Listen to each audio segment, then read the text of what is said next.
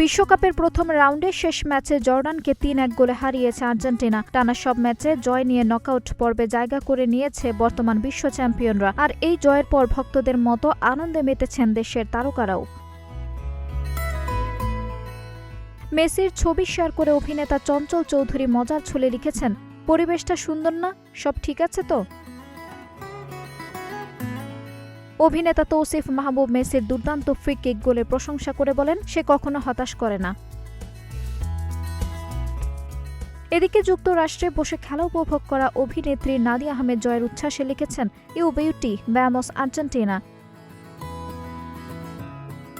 আর্জেন্টিনার আরেক সমর্থক অভিনেতা ইরফান সাজ্জাদ সমালোচকদের খোঁচা দিয়ে ব্যঙ্গাত্মক পোস্ট করেন। তার ভাষায় মেসির প্রতিভা নিয়ে বিতর্ক করলেও মাঠের জবাব ঠিকই দিয়ে চলছেন এই মহাতারকা।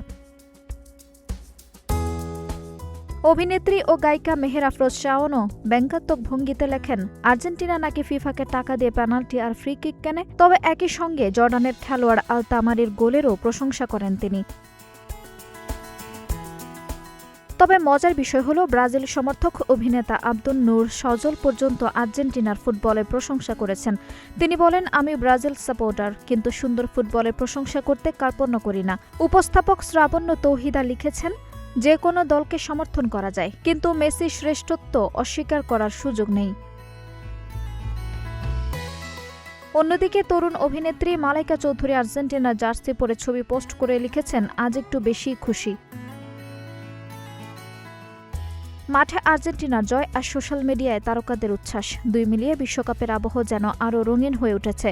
এখন দেখার অপেক্ষা, নকআউট পর্বেও মেসির দল একই ধারাবাহিকতা ধরে রাখতে পারে কিনা। আঞ্জুম হক আরবি, নাগরিক প্রতিদিন।